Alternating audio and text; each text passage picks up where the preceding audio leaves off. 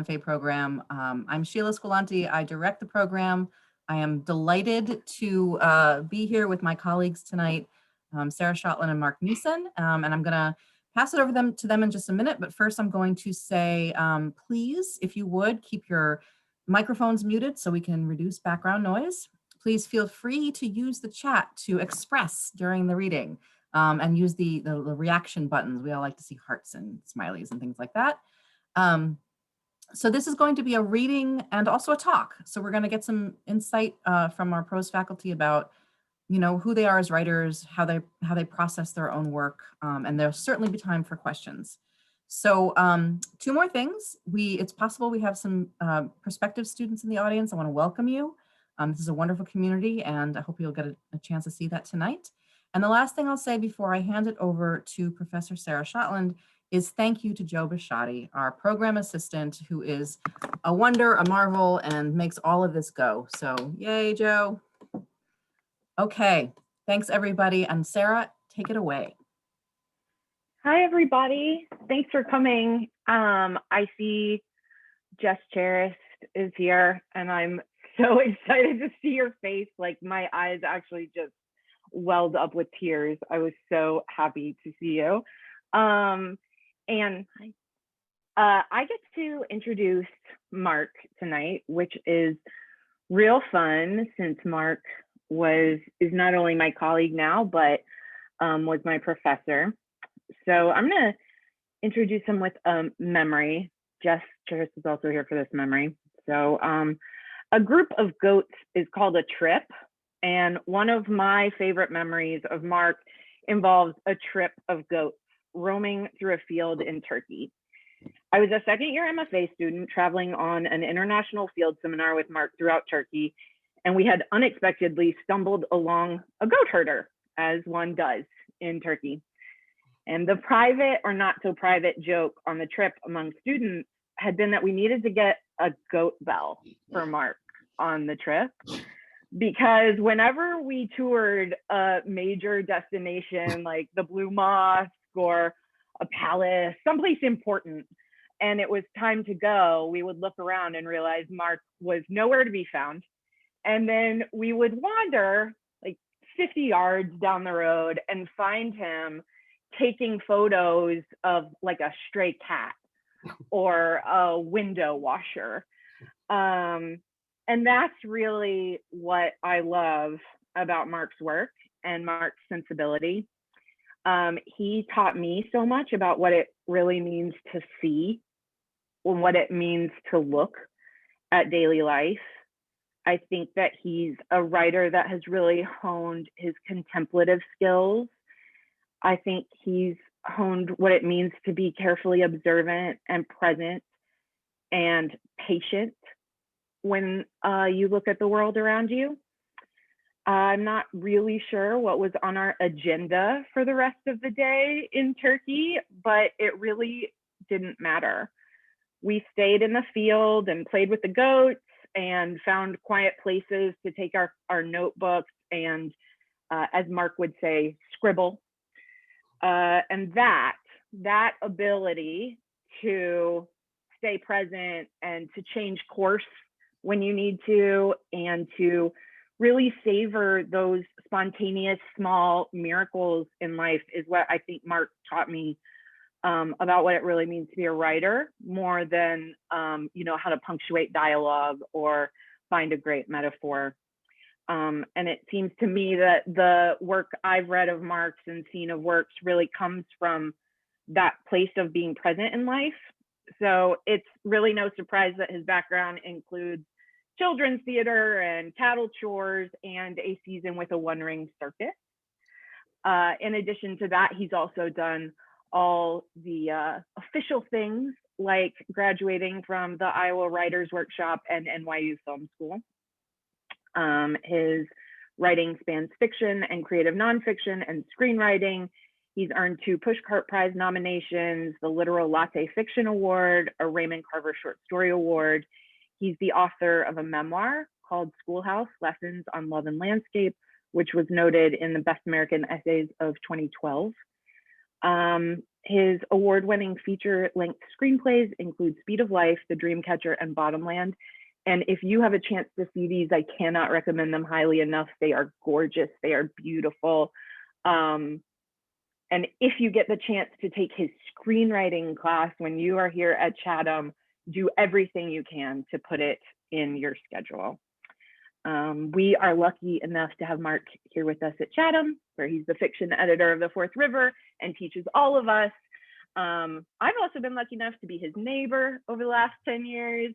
We live just a couple blocks away from each other in Friendship, where he has lived with his wife, Beth, and his daughter, Gigi, who are also both incredible artists. And I'm so grateful to count Marc and his whole family as dear friends. So I can't wait to hear what he's going to share with us tonight.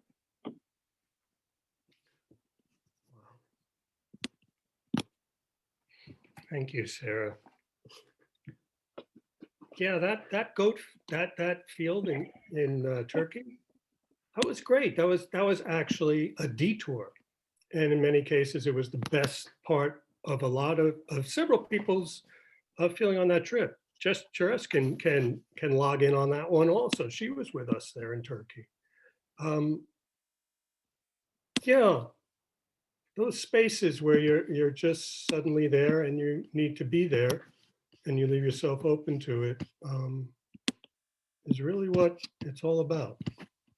And oftentimes that happens with friends and family. And so I count myself very lucky to be in the world with Sarah Shotland.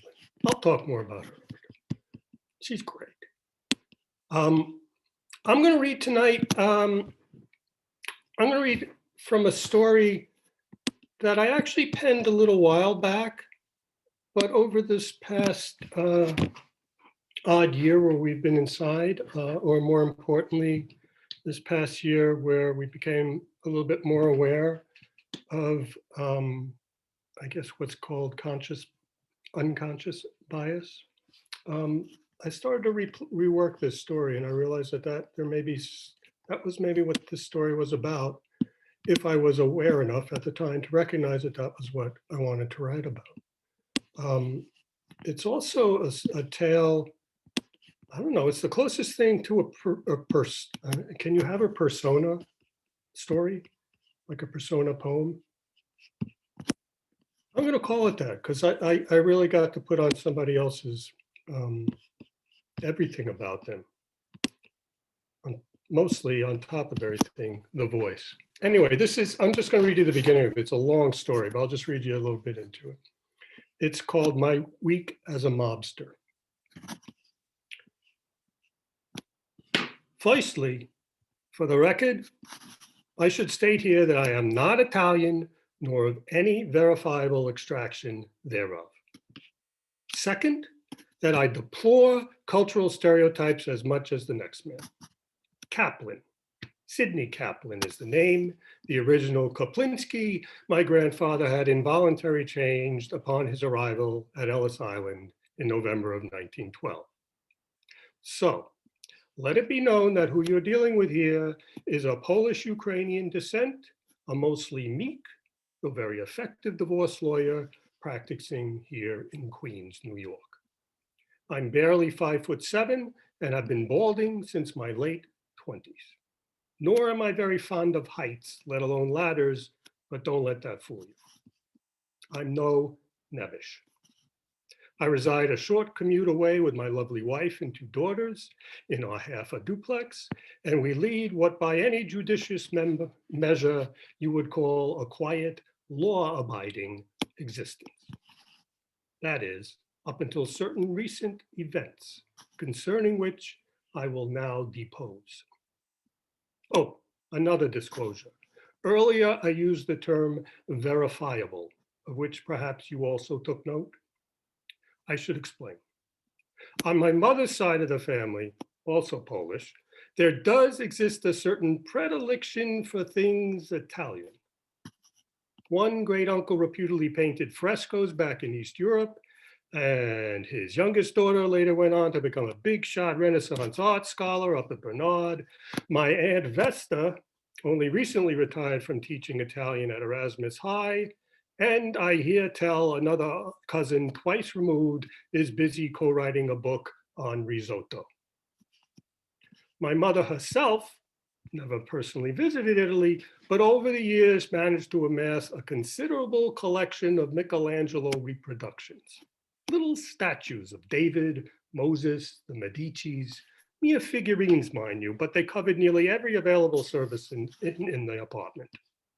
My father, I remember him of blessed memory, cursing that there was nowhere on the coffee table to set his feet. But no matter.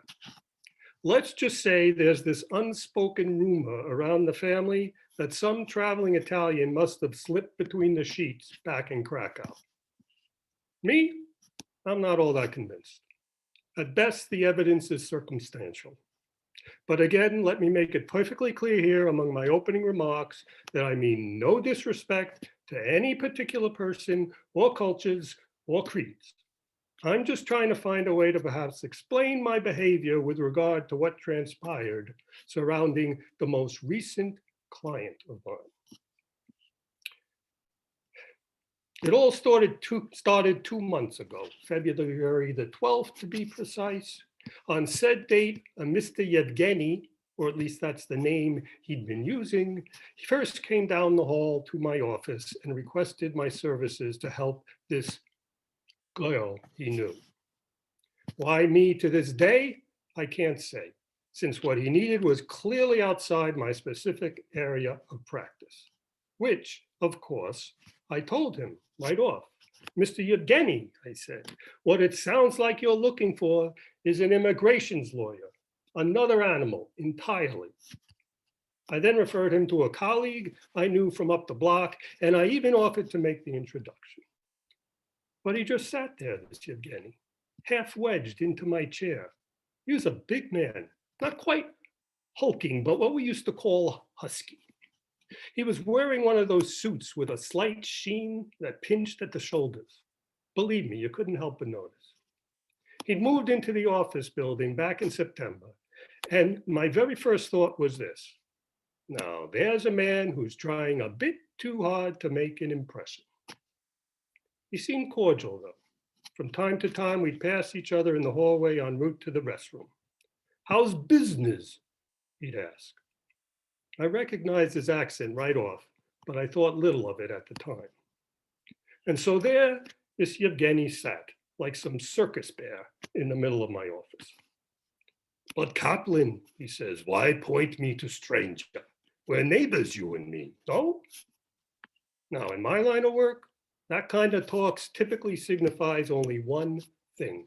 Somebody's looking for some free advice. Don't get me wrong, I do my fair share of pro bono, nor am I one of those lawyers who bills every single minute on the phone. I've even been known to get up in the middle of the night to drive to an imperiled client up to the women's shelter in the Bronx. Divorce? Don't get me started. You'd be amazed by some of what I've had to witness of the human species. But what this Yevgeny did next, it took me entirely off guard. He reached into his breast pocket and he pulled out a crisp new $100 bill. And then he smoothed it out flat onto the desk between us. My detainer, he said, and put a finger to his lips. And with his other hand, he reached into the same pocket and pulled out a thin black box, which with another little flourish of the wrist, he set squarely on top of the $100 bill. Retainer, I said, the word, it's retainer. Yevgeny shrugged, his suit jacket buckling like bed sheets. Mine English, he said. I glanced back down at the little black box, and what I'm thinking was this. He's giving me a cigar. Me, whose father of blessed memory died an ignoble death sucking oxygen from green tanks in the corner of the bedroom. For months it was. But of course, Yevgeny knew nothing of this. Go, open box, he says. Looking back now, I recognize this as a pivotal moment. One of several, in fact, wherein I could simply have said no to him, trust my gut, and refuse to go any further. Open, he says again, making little tiny twisting motions with his fingertips. Did I mention that for a big man, he has very subtle gestures? Well, no matter. What waited inside the box for me was no Cuban contraband, but a brand new fountain pen. And not the cheap kind you'd give to some nephew for graduation either. Really, quite fancy, old-fashioned, gold-plated, balanced weight. The sort I once thought to buy myself for signing contracts, but I decided it was a little too showy. It's nice. No, says Evgeny. You like? And I don't know. There was just something so helpless in his smile. What can I tell you? He was very persuasive. Plus, I wasn't all that busy of late. The business wouldn't hurt. Now, you'll notice I didn't go into all the specific details about what Evgeny asked of me. Frankly, this is privileged, but also because in retrospect, it's become the least clear thing to me about this case. I mean, it just doesn't make sense. More or less, what he told me was this.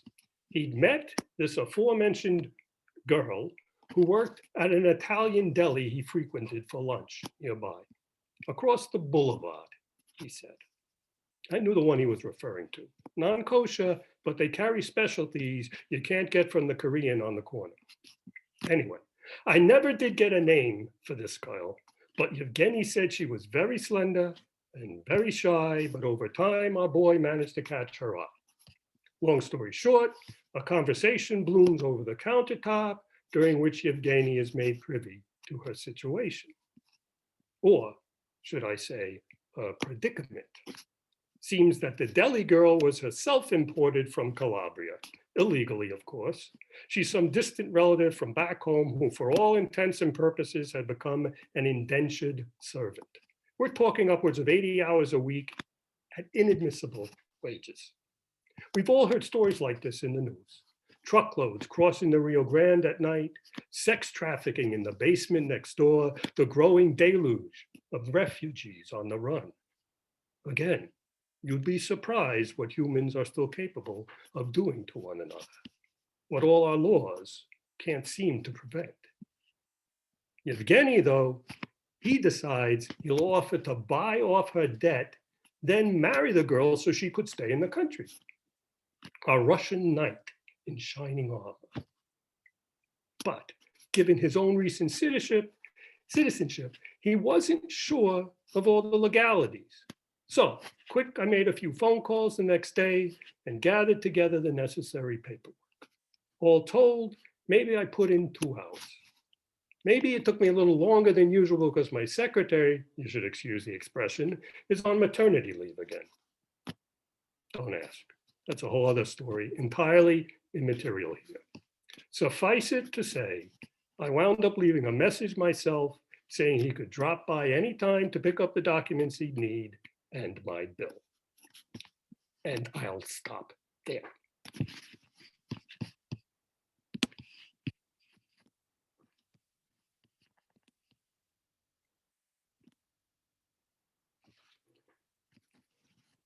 Still got my voice left here. Okay. I'm going to put up a picture here. Hang on, sharing my screen. You heard Sarah before mentioned a window washer? Yep, there it is. Sarah in Turkey, busy working. Sarah works her ass off. Okay, that's the opening of my introduction. She works her ass off and she kicks ass. I could probably stop right there. I can't even get out of this voice now. Anyway, it's such a joy to introduce Sarah Shotland. As she mentioned, we've known each other for over a decade now. And I feel truly honored to finally be reading beside her. And more importantly, also to celebrate her as a gifted author and educator. I have such respect for her, not just as a colleague, but as someone who has mindfully married her critical social justice work relative to prison reform and women's equity with her literary and theatrical creations. She writes fictions, plays for humans and puppets, personal essays, you name it, and all of it brilliant. I'm sorry, if that's the word I have to use. She's a true literary citizen, as that term has come about. And more importantly, she is the rare social practice artist. She's really out there doing the work. I could go on and on. She's written a gorgeous novel. She's written plays. It's this caricature, I can't get out of it. And I'll just encourage you to look her up at sarahshotland.com, and you can learn all of the details of the amazing work that this young woman does in our world. And I'll show you, I'll get rid of this picture so maybe you can see her moving face. There we go. Thank you, Mark. I was thinking of that very photo when I said window washer. Right? If you ever get a chance to go on a trip with Mark, go, because he'll find like awesome moments to take photos of you. And then you have them. Thank you for such a nice introduction. I am going to read some creative nonfiction tonight. I have two big projects that I'm working on right now. One is a collection of essays that is about working in jails and prisons. When I started like doing that work, I heard all these other prison educators say, you shouldn't write about this. Oh, sorry, weirdly muted. Until you've done it for at least 5 years. And I listened to that, and after 5 years, I still didn't want to write about it at all. And so at about like 8 years in, I started writing about it because I felt like I finally had something that was worth me specifically saying. And that was that all of this work, what I had really learned from it was that like I had a body, which seems like an obvious thing. But I think as writers, we are people who love to like live in our heads and live in fantasy worlds and live in ideas. And when you go into jails and prisons, that is not allowed. Like you cannot avoid the fact that you're in a physical place and that's the punishment, is that it's physical. And so that big project that I'm working on right now, each essay is about the body. So a lot of you have heard the one that I read sometimes about clothes. There's an essay about sex. There's an essay about sleep. And the essay I'm going to read tonight is about eating and food and how that is affected at the jail, and then how that opened up some things for me. The other big project I'm working on is a collection of short stories that reimagines the lives of obscure Catholic saints as modern day sinners. And that's a lot of fun and a great break from this project. But I'm going to read from this project tonight. So this essay is called Flatten Clean. Tammy tells our creative writing class that 2 laxatives cost $1 from the commissary at the county jail.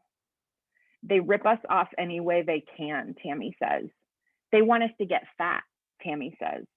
I can't wait to get out of here so I can afford to eat a whole box in a single day and flatten myself clean, Tammy says. Flatten myself clean, I jot down in my notebook. I've never heard my hunger described that way. Jail is one of the few places where you don't see cookies in the employee break room, where there aren't a multitude of muffins and candies and sweaty homemade Chex Mix to avoid in the weeks before Christmas. There are food deserts and food swamps and food apartheid to describe large swaths of America. But I think of jail as a food island. Everything must be brought in, nothing can perish, nothing can leave. It's all exorbitantly expensive. I'm always hungry when I leave the jail, thirsty. I realize at the jail the luxury of a cough drop or a stick of gum. At the jail, I'm reminded of how lazy I am about throwing a mint in a pocket and forgetting it. As I enter the building each week to have my school supplies searched before heading up to the classroom, the correctional officers always find something like a broken hard candy at the bottom of my canvas tote bag, a forgotten and crushed package of free saltines left over in the front pocket of a book bag. I apologize, knowing that my failure to remember the crushed crackers could mean classes are canceled. In the 12 years I've been teaching creative writing at Allegheny County Jail, I've never visited the cafeteria, even though it's the first major area I passed after being searched and allowed to enter the main body of the building. The group that provides Allegheny County Jail with most of its food service is called Elior. It's an international catering and food service conglomerate that earned 6 billion euros in profits last year. They employ over 125,000 people around the world, and they serve about 6 million guests a day, though the use of the term guest in reference to a man locked in a cage eating with a paper cup or his hands because he isn't allowed utensils feels a little worse than euphemistic. There's something disconcerting about imagining myself eating in this place. After all, I'm allowed to leave. And as my students remind me constantly, if they had even half a chance, they'd never drink another cup of fake coffee or eat another bologna sandwich. On the other hand, my aversion to eating here also feels shameful. Like I'm judging my students because the idea of sharing their meals makes me nauseated. I know it's the same kind of food I've been eating my whole life in cafeterias and hospitals and airplanes and campsites, but here the taint of cages feels like it poisons the lunch trays. One afternoon during class, a correctional officer brings in a half-picked over deli tray. He leaves it on my desk, and as students enter the classroom, he holds his arm out straight, hand flat, stop. The juveniles had a graduation today, and this was left over, he says, have at it. Nothing leaves this room. Nothing goes back up to the pods. Food island. Swept in from an event, nothing can leave. Students crowd around the desk, plucking thin slices of turkey and orange cheese off the wilting lettuce garnish. I'm wide-eyed, witnessing for the first time something that seems at least half normal. The CO must think that I'm considering taking my turn at the deli tray too. Don't eat that stuff, he says to me. That's the food we feed the inmates. Believe me, you don't want any. That's for the animals. I pretend not to hear. That was 9 years ago, and yet whenever I pass by the rare room at the jail where people are gathering around food, I think of it. At the time, I was appalled by the correctional officer's ability to speak about a group of people in front of them and with such disparaging and dismissive tone. In retrospect, it's a perfect example of the naivete that lots of volunteers have when they start teaching at a jail. Jails and prisons obviously don't have the same standards for civility or manners or social graces that govern the outside world. And that's shocking when you're a person who's had the privilege of most people treating you with dignity, even when you might not deserve it. I can't imagine living my daily life with people talking about me in front of me as though I were an animal. It is a special kind of whiteness, this shelter. I was sure that this kind of attitude would never feel normal, that the callousness would never be contagious, that my ability to come and go would inoculate me from the culture in the correctional system, that I would always remember that the deli tray looked like every other deli tray I've ever seen at a cheap reception, that no one in this place was an animal. Like lots of food sensitive, high stress environments, men lose weight in prison and women gain weight. They serve us nothing but carbs, Hannah writes in an essay. It's a tray full of constipation, Maria includes in a poetry assignment about anger. I just try not to eat at all, Shannon says. I'm about to get out of here and I don't want my man to drop me as soon as he sees me. Thank God there's no one in this place to impress, Diamante sighs. I've never looked so puffy. I've been on a diet for 34 years. My first official diet began at 5, when I worked with a very nice dietitian named Robin who taught me to pull the skin off fried chicken and always eat a fruit cup first. Since then, I have been on Jenny Craig, Weight Watchers, Slim Fast, NutriSlim, low fat, low carb, low sugar, bulimia, cocaine, intermittent fasting, and Atkins.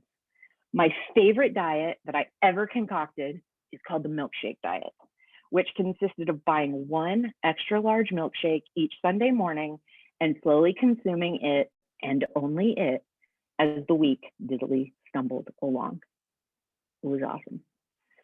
My relationship with food is the most complicated relationship of my life, one that far surpasses the complexity of my relationship to heroin, alcohol, sex, or the truth, all of which are exceedingly complex.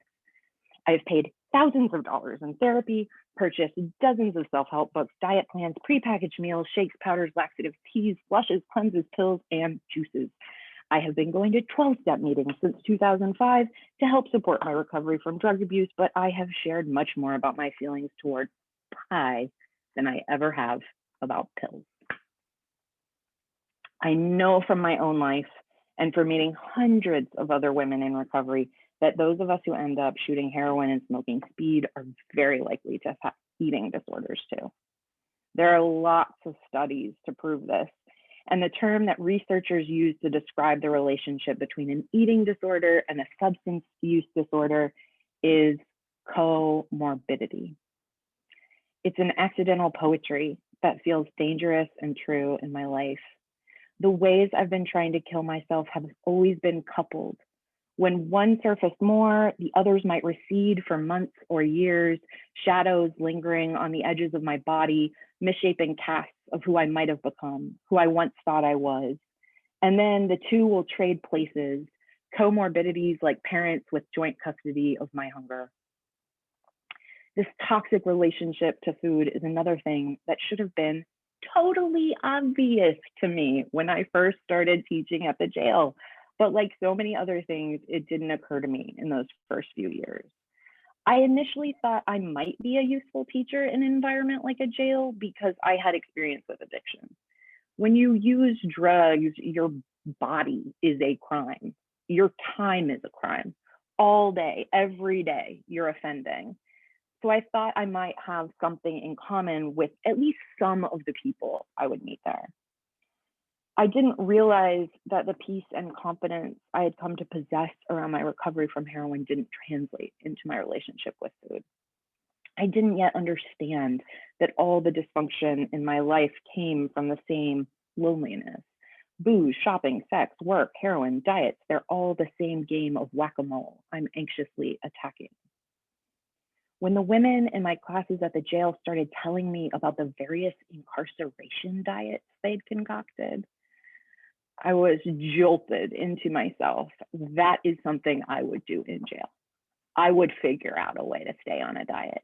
I would figure out a way to prove that no amount of captivity is stronger than the kind I can impose on myself. You got something for me? I got something for you. Watch me. I'm going to stop there. It's a long essay, but that's sort of the first part of it, how I learned things about my own body in those classrooms. Wow. Marc and Sarah, thank you both so much for sharing your work. So we thought that we might ask you to talk a little bit about yourselves as writers, and maybe that can be a conversation between you. And let us. You can cue the audience when you're ready for questions, and folks can put their questions in the chat or just unmute, whatever you feel like you want to do.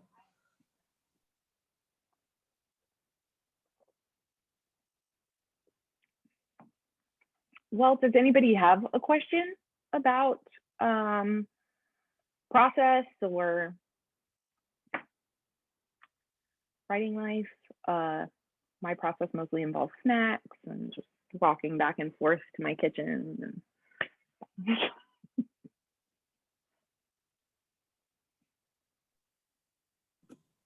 I have a question. Since both of you are multi-talented, multi-genre artists, can you talk about how when you sit down to the computer or the notebook or whatever it is, how, Marc, do you know that you're writing a short story versus an essay versus a screenplay? And Sarah, same question for you.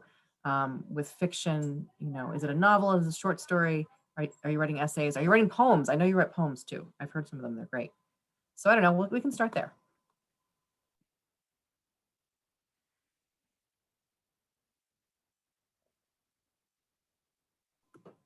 Marc, you're muted. All right, after a year of this, still, okay. I'll start. Well, whether I'm writing a script or screenplay or not, that's pretty dang clear to me, because I only, frankly, collaborate on screenwriting with a good friend of mine who then goes on and directs the films. So that's really clear to me when I'm working on that. I really don't think I have. There are times I'll have an idea. I go, oh, that feels more like it should be cinematic, but I don't write screenplays a lot on my own. I just don't. Screenplay writing for me in many ways is all about collaborating, having the ability actually to sit in a room with someone else or send or Skype with one another across the country and just send drafts and scenes and ideas back and forth with one another. Whether I'm ending up writing something that's fiction or nonfiction, I remember I was at a reading, and one of the strongest readings, at least in my memory, that Barry Lopez gave. This was back in, I don't know, probably, I don't know. Doesn't matter. He was alive then, at least. And he was asked sort of the same question because he writes beautifully in both. And he said for him, it was a question of intent. What was his intent in taking on this thing? And did it feel it had to do with something that was more close to him and vulnerable, or something that he wanted to talk to as opposed to talk from? And I think that's I would probably say that is true for me too. I mean, there's things that you scribble on any given day that are just pieces of things that you have no idea what they are. But I've talked, Sarah probably remembers this. As far as almost anything I write, I sort of wait until there's three things that bump into one another. Or that suggests something to each other. Two is interesting, but it becomes just, two-dimensional. Once you have three, there's a whole different dynamic there, and time comes into it, and it's just a whole different way to start thinking about it that has more layers. And that's the best I can probably respond to that. Sarah? I have stopped writing plays for the sake of themselves. Like, I only sort of work in scripts if I'm working with people, like Mark said, like if I have collaborators and if I know that it's going to happen. And so that's been a change as I've grown as a writer and kind of added more genres to my toolbox. I love this cat that is hanging out with us. This is like the pure joy of Zoom. So I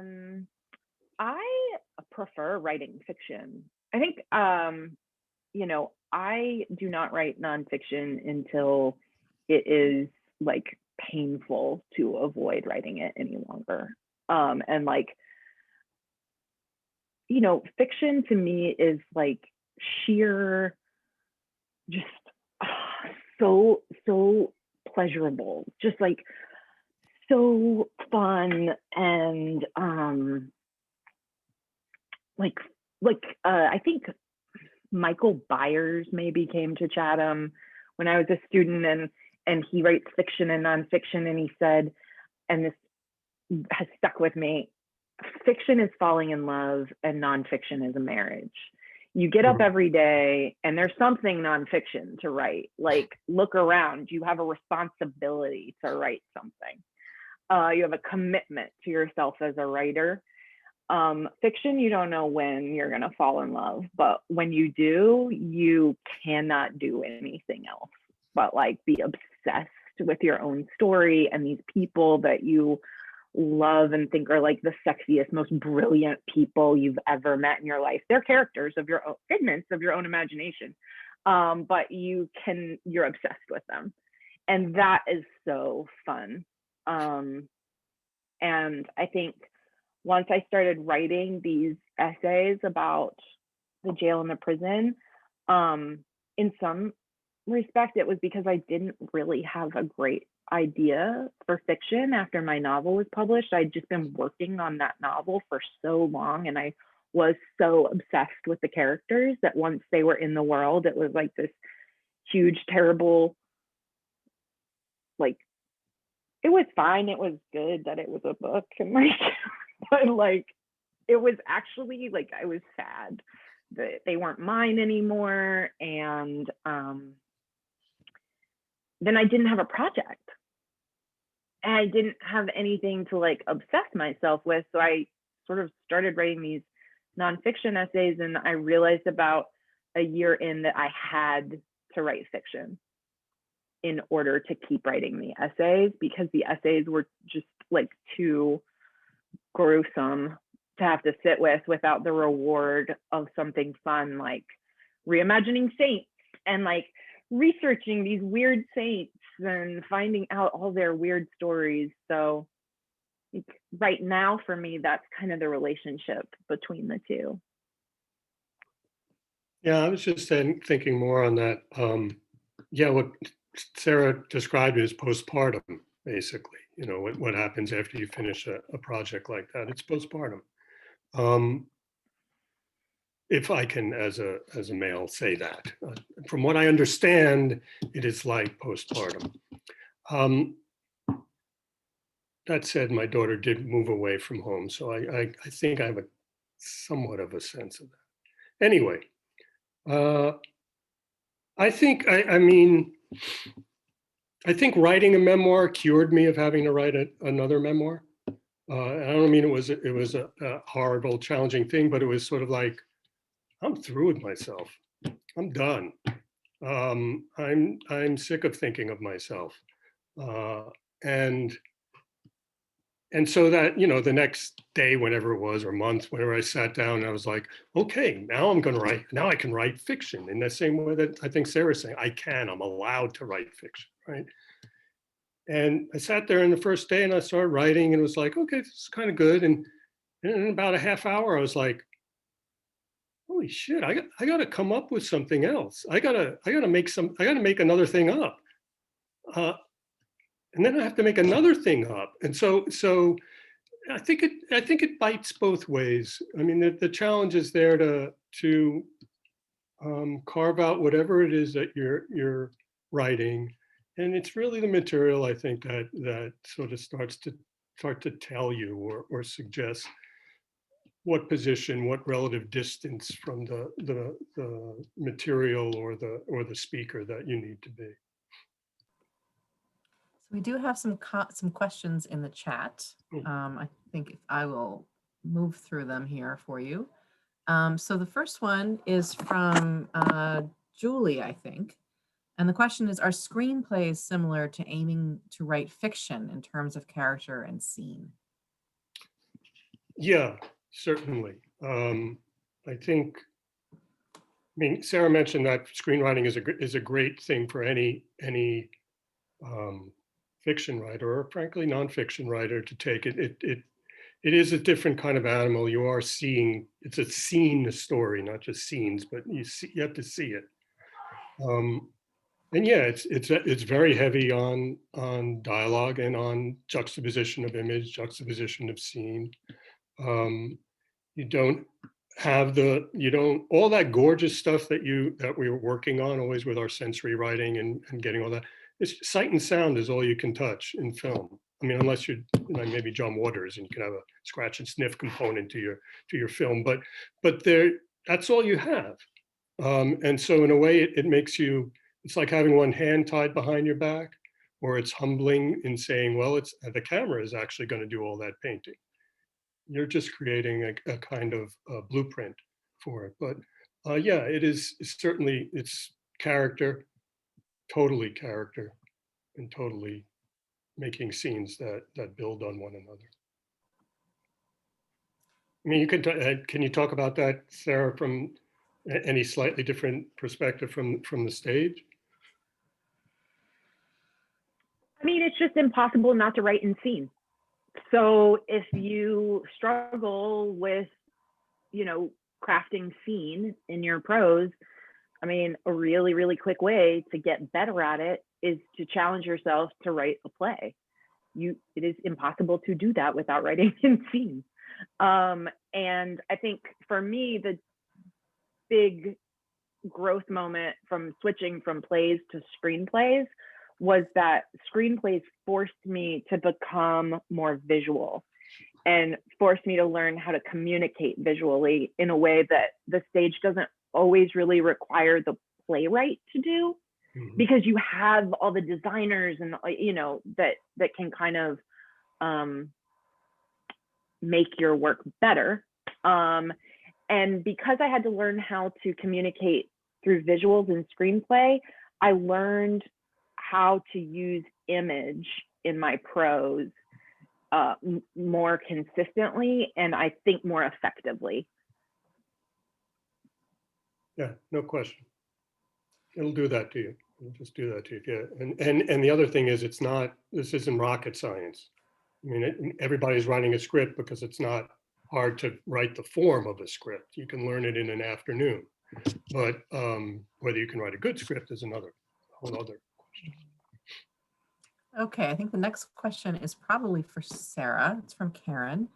Speaking of pain, how do you know when you're done telling or retelling or revisiting a story? How do you become unobsessed, is that a word, with real characters who won't go away? Writers who are much more celebrated and better than I've heard say many times that you just write the same story your whole life and you tell it different ways, and you fail better the next time you tell it, and that you don't lose your obsessions. You discover new things about your obsessions. Or like you said, I think relevant to the question of pain, though, there is a huge difference, and I have to, sort of navigate this all the time with the teaching that I do, is there's just a huge difference between writing through pain and writing about pain, writing through trauma and about trauma. And writing through the pain, writing through the trauma, I think is writing that you have to do, but is often the writing that is private, isn't meant to be revised, is perfect for it having been written. Once it's about the pain and about the trauma. That's the stuff that you can revise, that you can share, that you can publish, that has insight and not just like the experience. Thank you. Okay, here is one for both of you. This is from Dan. He says, Sarah and Mark both, when you write close third person about characters with distinct, unique voices, for example, if Mark had written the Queen's lawyer in third or Sarah's modern day Catholic saints and sinners, how much do you let that distinct voice bleed into the narrator's voice? Also, how many rejections before you revise again, or do you just keep working your way down the tiers of journals?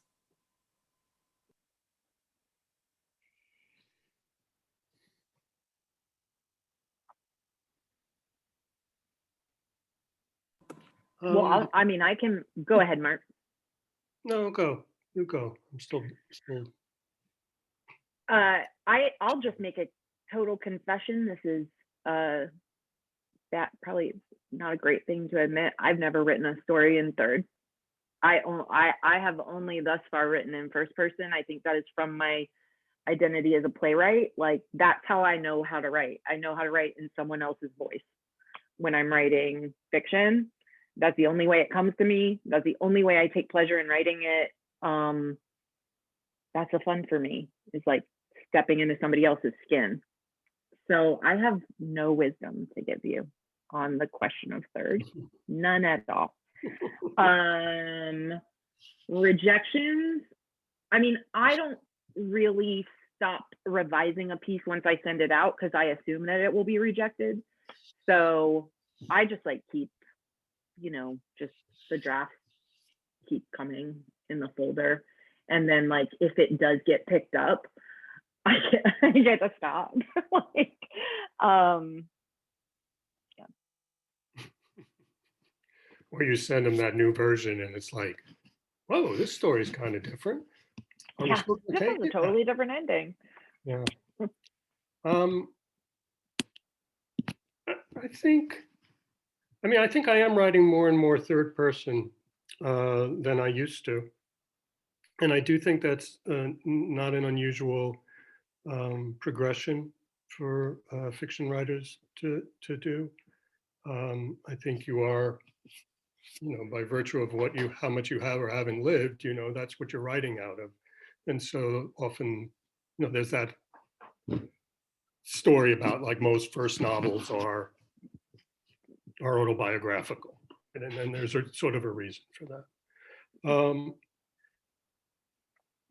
I like what you asked about saying how using the word bleed, because I mean, that was obvious to me suddenly, even though I was doing a first person persona. I mean, I couldn't stop saying that voice as I came back into the actual world. So I think you do sort of step into the body of it. And hopefully you can do that with all of your characters. The question of whether you're choosing first or third ends up being, and there's a lot of other reasons why you'll do that in terms of the kind of range you want to try and work with, or the breadth of the book, or the complexity of how many people are involved.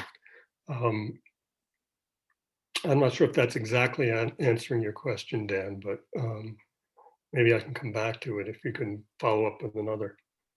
How many rejections before you revised? Yeah, I'm sort of like with Sarah on that. I think I worked my way down the tiers for a while, and then if that doesn't work, it sits.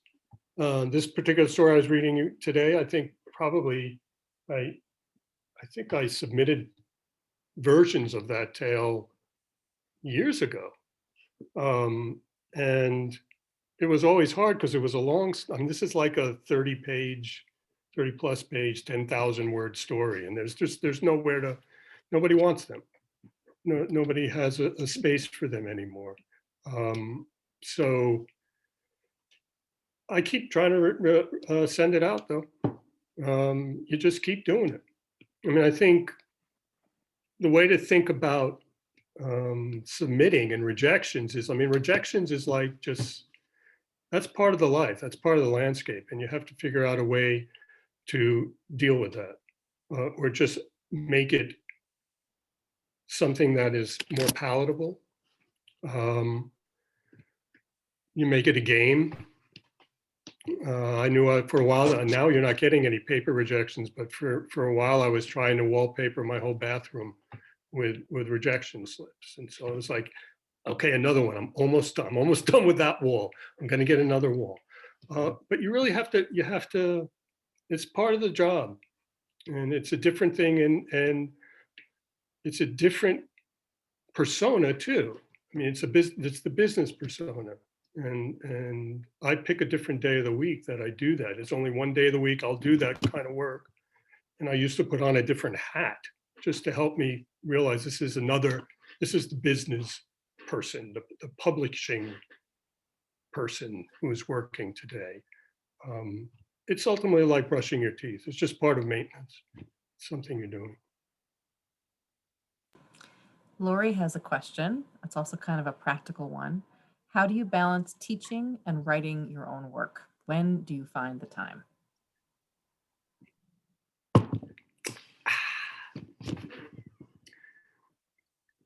We don't balance. I don't balance it, and I don't find the time. Or at least I can say that this semester and last semester relative to teaching online, which has somehow required a whole bunch more of time. Dr. McNair says it's about clerical stuff, and maybe that is where the addition is there's all these extra emails and things you're doing. But as a rule, one of the ways I have when I feel I do have more time is I try and teach all at night. A lot of these courses are at night. So to a certain extent, I have the days, and I will go to I have a studio in Braddock that I go to, and I'm there for whatever, 4 hours or 6 hours some days if I can pull that off. And, that's where I'll work. And so I literally had to create a separate space. There's no computer in that space. There's no Wi-Fi. There's nothing I can do in that room but write. And I write with pencil, and it helps me, again, create separations. It's no doubt it's all about time management and knowing how to put things in boxes, and not my forte. So I literally have to separate them out. It is definitely difficult to balance. I will say it is so much easier to balance for me in these last 3 years when I've had the luxury and privilege of a full-time faculty position. Before that, there were semesters when I was working, truly 11 different jobs, and that is not sustainable for writing, because just the time it takes to have 11 different bosses whose emails you have to respond to is a huge time suck. And the mental acrobatics you have to do to constantly code switch back and forth between different jobs drains you.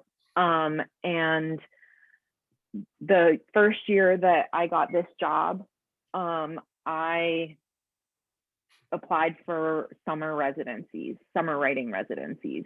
And every year that I've been here, I've had at the shortest was a 6-week residency, and the longest was a 3.5-month residency. And that's such a privilege of this kind of position that I get to go, I got to go to Santa Fe and just write in Santa Fe for 3.5 months. That's awesome.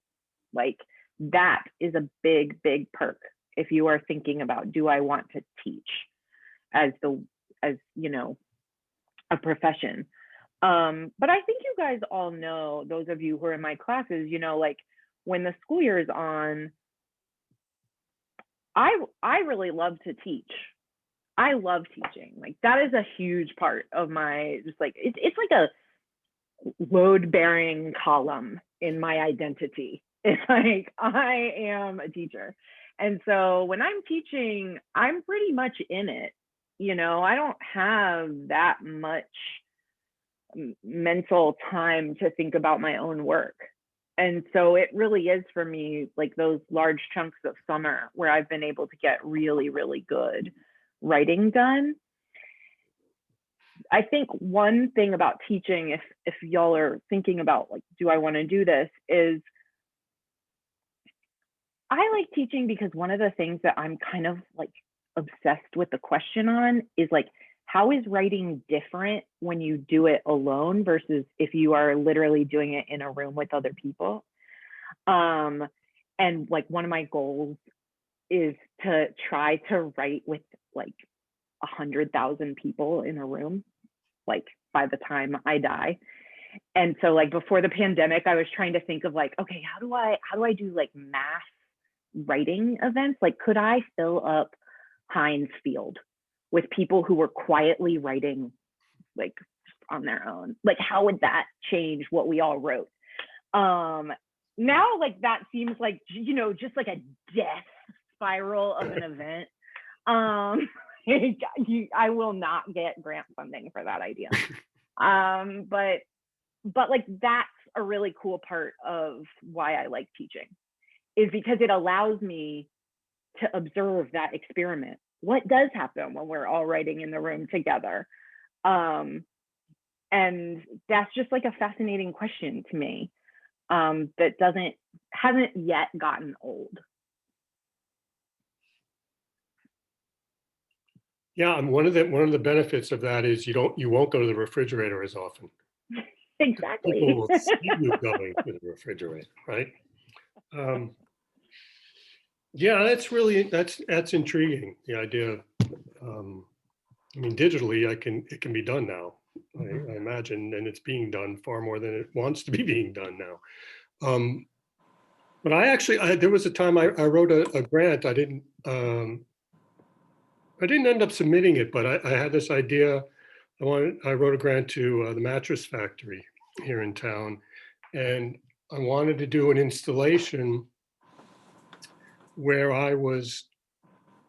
there were 4 walls, and there was a room in the midst of the room, and for however long it would be 3 months or something, I had to go there, however many hours the museum was open that day, and write.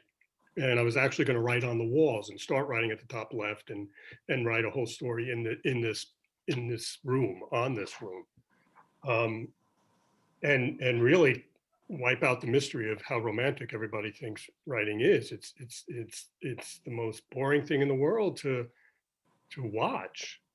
Doing it is kind of boring, but watching it, can't imagine. But I thought it might be an interesting installation.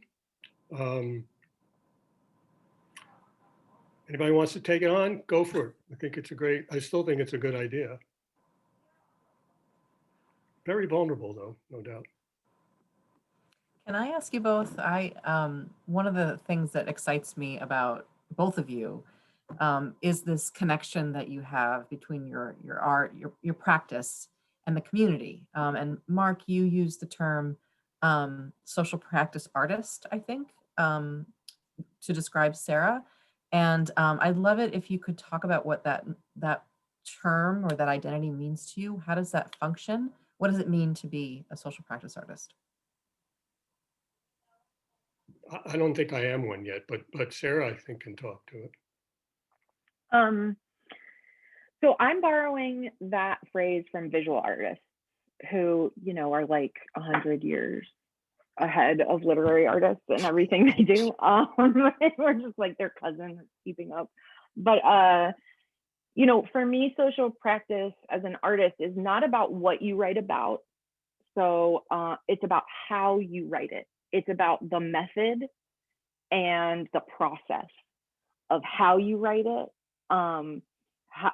If you are writing it alone, if you are co-creating it, are you co-constructing it? How are you crediting other people? How are you compensating other people? How are you acknowledging where you're getting your ideas? It's about, like, in part, figuring out if what you are writing as a literary artist needs to be a bound book. Is that what it means to be a writer? And often that answer is no, it doesn't need to be that. So you can have something that counts, I think, as like social practice writing that's about butterflies, right? Or is about whatever, lollipops, rivers, anything at all. It's about how you're writing it, your intentions, your choices. I think for a lot of my life as a writer, I wasn't necessarily making any big choices about how I was writing beyond the craft of the sentence, the paragraph, what we all talk about obsessively. But I wasn't making choices about that bigger picture of why and how might I do this beyond sitting in my room alone, and why and how might someone else receive it if it isn't just a bound book that they buy at a bookstore. So that's kind of what I think of in that realm. Also, of course, social practice artists often make work about social issues. And, you know, that's the project I'm working on now.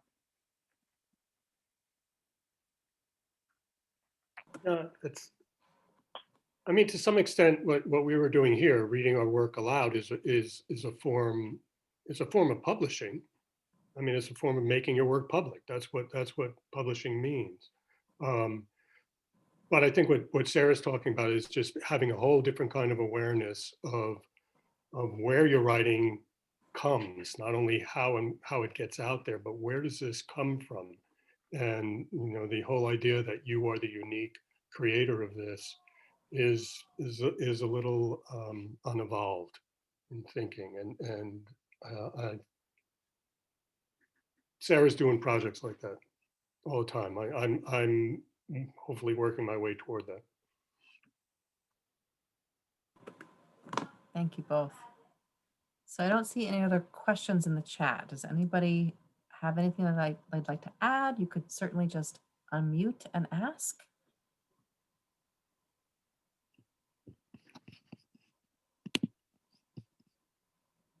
I have a question Mark. for Sarah. Oh, No, Jess, go ahead. My question for Sarah is about how challenging it is when you are considering your audience when you sit down to write. That from, you know, a young age, that is such a difficult task when you're considering who's going to be reading it. How much harder is it now when you're writing these essays about your experiences in the prison to be considering, you know, your students and how they're going to read it and perceive it? It's really hard. Like, I am very nervous to read an essay like that. I'm only like tearing up because my friend is asking me this question. Sorry. I should have just asked you later. No, you know what's more, I think, as a white woman writing about this, is I'm very aware that, like, when I say things about incarceration or racism or systems work, people hear them differently. People are more generous with how they hear me say something that, like, Black women and other people who have been more directly impacted by mass incarceration have been saying for decades. And even if I'm quoting them directly and citing them and, like, doing everything I can to amplify their voices and not mine, I will still get the generosity of the read, and, like, it will be easier to hear. And I think a lot about that in terms of the audience, and, like, who I'm writing for, and what my place in, like, a big system is to write about this stuff.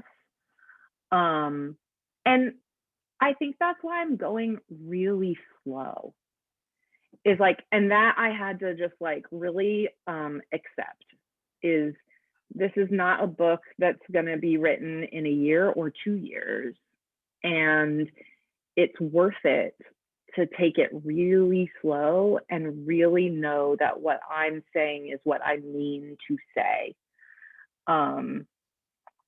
And like, I recently had this pretty uncomfortable experience with a woman who had been doing prison abolition work for like decades and has done so many amazing projects. And she read this essay that I had written, and she really pushed back on it and like challenged me about a lot of stuff. And like, I'm super grateful that at this point I have a relationship with her, right? Like, she's a person who has been doing this work for so long, who I can send my essay to and who will give me honest feedback.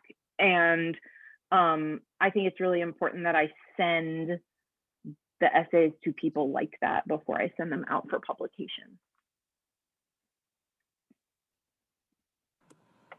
Karen has a question.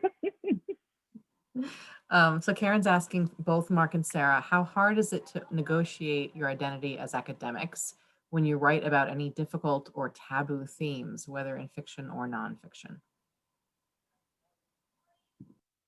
Do you mean like within the bureaucracy of a university? I don't know. Karen, tell us, what do you mean? Hi, yes. Not just the bureaucracy, but also, you know, as an academic, you have other audiences, you know, your students, for example. So how does that get in the way of your identity as a professor when you do tackle certain themes? I'll hop in. Is that okay, Sarah? I don't consider myself an academic, first off, so that I don't think that is something that ever concerns me. I just happen, I've wound up in academia very luckily, but I only teach as a practitioner. I don't teach as, I'm actually not versed in literature. I'm not versed in that, so I really can't even approach it. As far as what I put out into the world, you know, I mean, once you've engaged with it, you've put it on the page, it's not yours anymore, and it changes what it is for you. And I don't know. This is a question that's not really resounding with me, because I don't know. I'm very, I don't get embarrassed. I don't get offended. I mean, I think I probably did when I was younger, but it's not worth the mental energy. It's just not very functional. Yeah, I mean, I haven't been able to have you in a class yet, Karen. So I don't know. I think who I am in the classroom is who I am.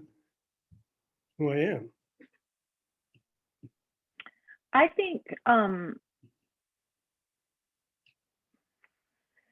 having the privilege of getting to work on a college campus and have colleagues who come from all different kinds of academic disciplines, who are obsessed with their own very weird little niches of the world, and go deep into researching those weird little niches, is deeply inspiring. Like, the rigor that academics and scholars bring to their obsessions is really, you know, a bar for us as artists.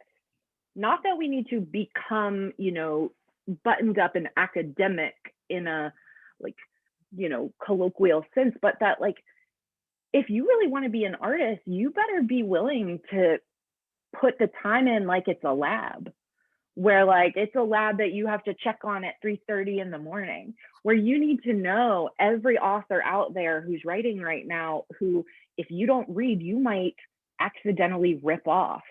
You know, that's like one of my biggest fears in terms of being a writer, is I want to read so much so that I don't ever mistakenly, you know, do something that somebody else is doing and not know it, and not be conscious of the dialogue I'm having with them. So I'm also really lucky that I'm at a campus where I don't fear that somehow reading like the essay I just read would invalidate me as a thinker or a serious person. And I don't know if that's true everywhere, but I feel that here.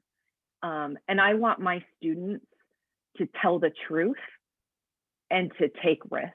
And I want them to make work that matters to them. And the only way that I can inspire that, I think, is to model it myself. Yeah, like I said, brilliant. Yeah, and a flip side of that question may be interesting to think about is whether there is an issue that we have these wonderful universities that have, in many cases, become a patron system for many, certainly in writers. It has become the patron system. And I think the flip side is whether or not there's a danger in that the majority of let's say, this nation's literature is coming out of the academy. That's something to look at, for better and worse.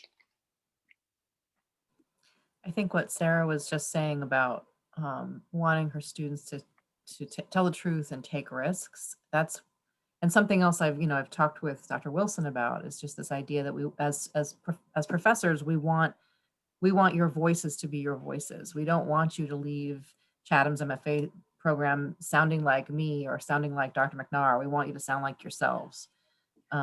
That's really important to us. That's, one of the most important things to me, for sure.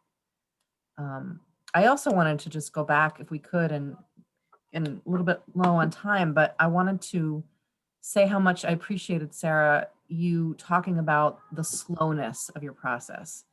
In this particular project of yours, that makes sense. It's something that you have to really wrestle with deeply, but it's really good advice for writing, for our students, for anyone who's writing, to remind ourselves, I'm talking to myself now, as well as everybody else, that it's not a race, that there's no finish line, that, there are lists of, 30 under 30 or 40 under 40 or whatever. These things don't matter. What matters is that you're putting the time into your craft, and you're saying what you want to say, like you said it. So, it's hard to remember that, because there are a bajillion journals out there that want your work, and there are people right and left publishing, books and chapbooks. It's hard to sort of step into that river and not get pulled downstream, but you don't have to step into that river just yet. You can stand on the banks and watch it flow, and then go back to your studio in Braddock with your pencil. Right? Yeah. Okay. Anybody have any last questions or comments before we say goodnight? Okay. Thank you both so much. That was wonderful. Arista, you got wonderful something? reading. Go, Arista. Arista, you got a question? Go. Go ahead. I didn't mean to interrupt. I'm so sorry. Okay. I do have a question, but before that, I did want to say thank you, Sarah and Marc, so much for this conversation and for such incredibly strong work that you shared with us today. Just because for the past 2 days, I have not felt like a person. And your work, it was so nice to hear, and that's why I'm sitting up and my video is on. So just thank you so much for the power in that. And my question, I wasn't going to ask, just because I feel like you have answered it in some ways, but I was wondering about what role vulnerability has in your writing, and not just nonfiction, because that's a little kind of easier to understand. And also what advice you would give to students or writers who shy away from that.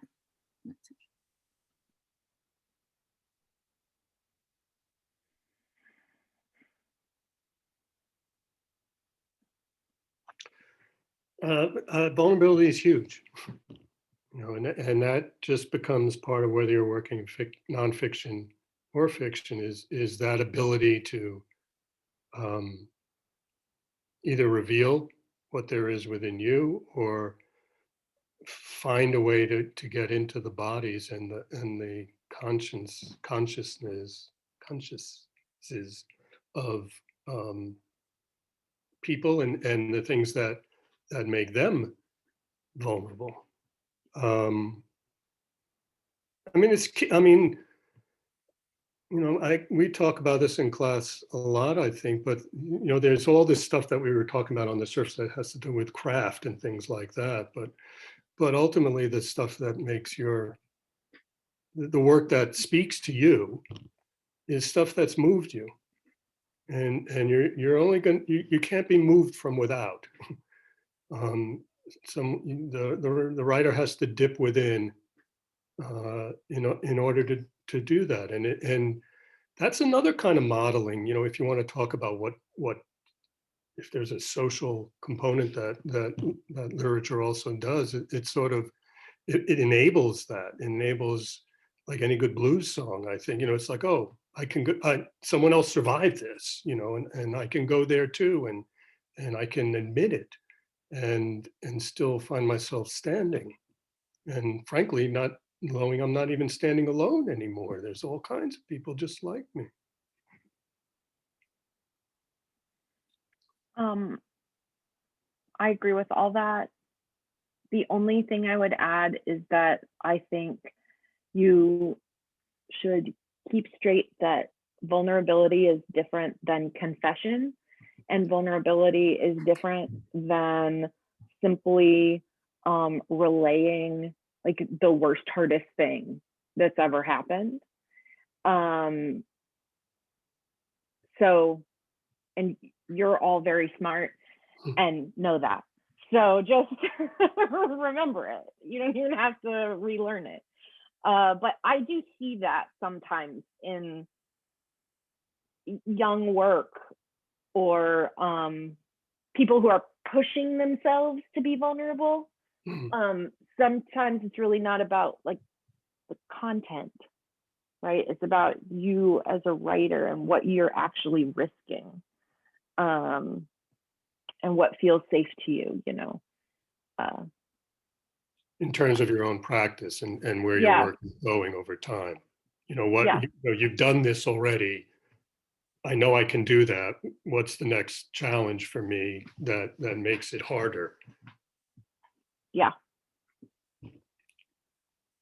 Or more truthful, or whatever you want to call it. But Yeah, and sometimes I think at this stage, the thing that's really vulnerable is actually mustering up the courage to hit submit. Like that is actually really hard to do, to hit submit or to give it to readers. I mean, that's hard. And like Sheila said, you don't have to rush on it, but the moment that you do start putting it out in the world, that is a big part in the development of, taking risks. Because the only thing worse than being unpublished is being published and having readers. Then you hear what they think. It's not true. You want to be published. But don't publish your work. But you don't hear from anybody anyway. You think actually it's out there being read, but it doesn't happen. They're not. I mean, I'm amazed and very honored that I see so many faces here. I mean, it's Friday night. You've gone through a week long, if not year long, of these kinds of things. The fact that you're here, we're very. I'm very touched, and I'm sure Sarah is as well. I am. It means a lot. It does. I see. It's really especially nice to see current students and alums here tonight. We really do appreciate you all so much, and we appreciate Marc and Sarah. And why don't we unmute so that they can hear our applause in these last moments, huh? Show your faces too. If you like. It's hard to. Yeah, I know, but it's It's okay. hard. It's a hard. I miss being in a room. I want to go to Heinz Field with you, Sarah, and do a write-in. Let's do it. I'm all for it. We're going to Gramfield instead. We got our Gramfield, own great. field. Fantastic. Let's do it. Cool. All right. Thanks everybody so much for coming. If there's anybody here who is a prospective student who'd like to have more information about the MFA program, I will be the last one on this call. So you are welcome to stay and ask me questions. And if not, you're welcome to find me through email. And we wish you all a wonderful evening and a beautiful weekend. Thanks for coming.